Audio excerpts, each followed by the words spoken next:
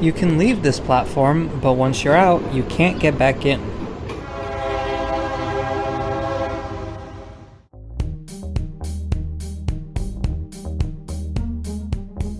Today's video is about the CTA Green Line in Chicago.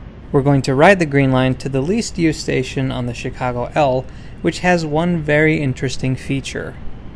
I feel like I say this every time I make a video about one of the CTA lines, but still, the Green Line has a lot of cool stuff.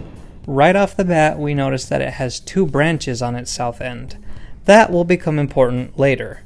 While it currently has some of the newest stations on the entire system, you may be surprised to learn that the Green Line is actually the oldest line of the Chicago L. Back in 1892, the Southside Elevated Railroad opened between Congress Terminal and 39th Street.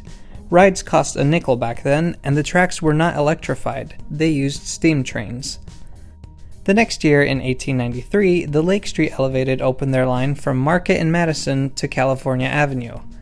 Two more companies built elevated railways, and eventually all the companies were consolidated and then later turned into a public agency. Today's Green Line runs over both of the two oldest lines, the Southside Elevated and the Lake Street Elevated. But that wasn't always the case. Between 1969 and 1993, trains from the Lake Street Elevated went down the Dan Ryan branch, while Southside Elevated trains took the State Street Tunnel and then went up to Howard. Though this was flipped in 1993 to the way we know it today, the connecting tracks still exist and are used for emergency reroutes and for moving out-of-service trains between the various lines.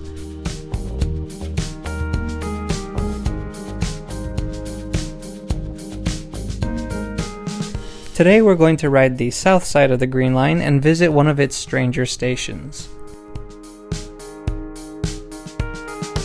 But first, this video is sponsored by the Soundcore Liberty 4NC earbud.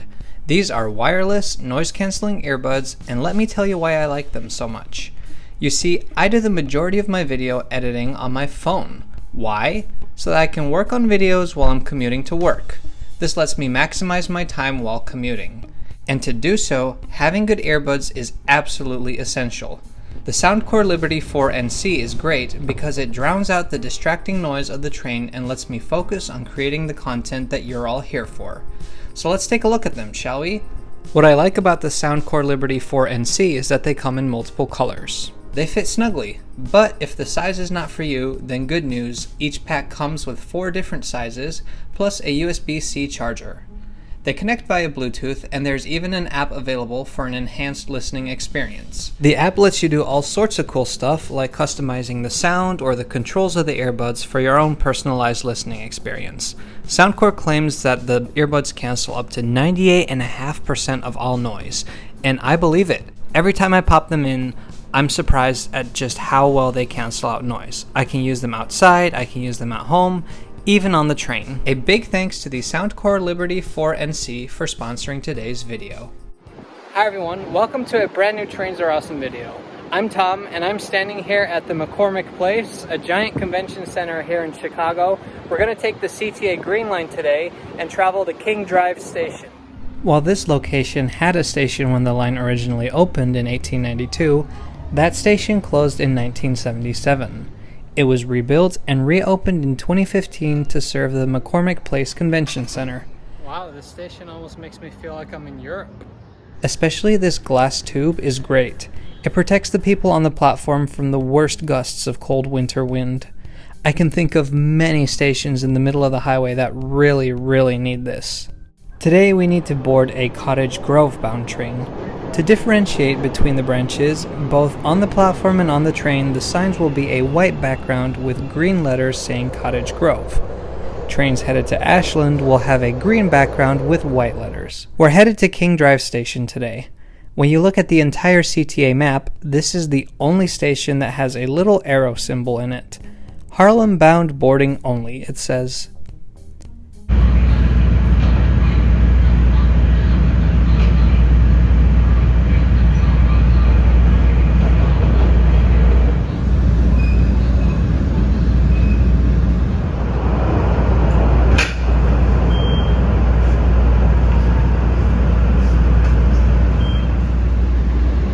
King Drive is next.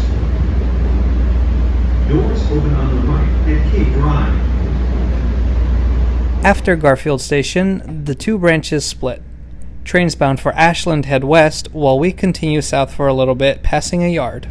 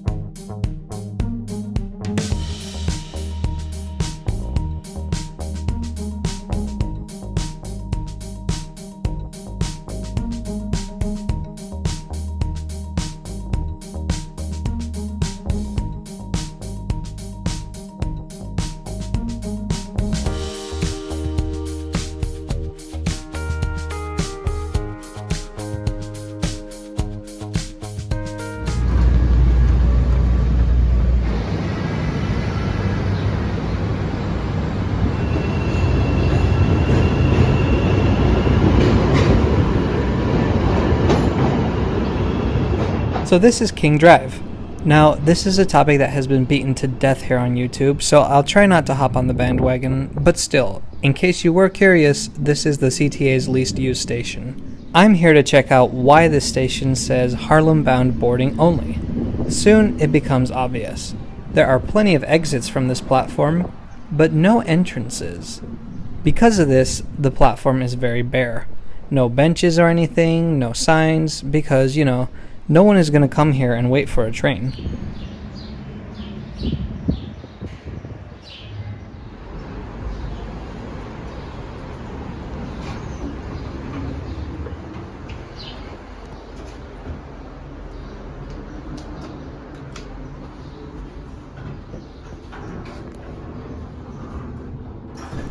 Whether you take the elevator down or whether you take the stairs, you'll pass through these turnstiles that will let you out, but on the other side there are no readers to tap your fare card on, so there's no way in.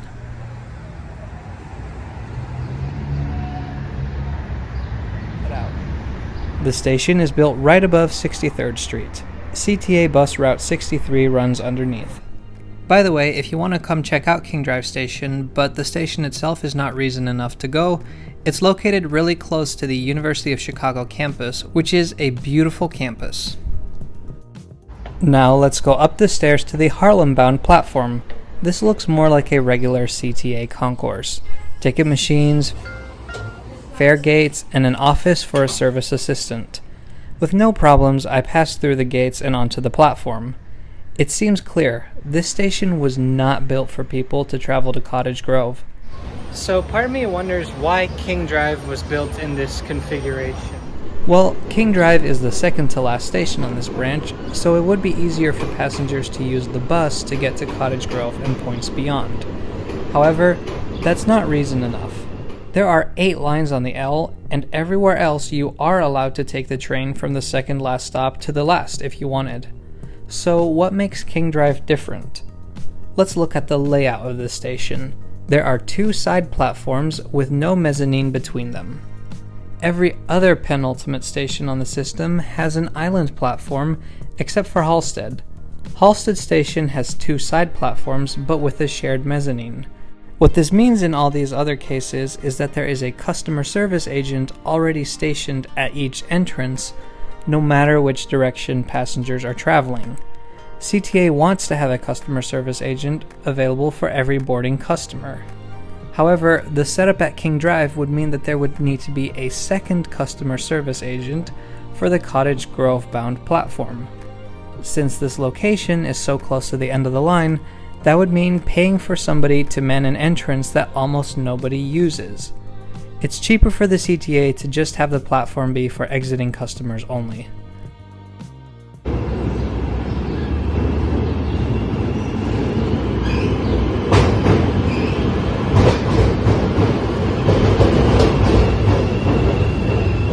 So I have this Green Line car all to myself right now. We'll see how long that lasts. So that was King Drive Station on the CTA Green Line. Are there similar situations in your local transit system? As always, let me know in the comments. Thanks for watching. We'll see you next time.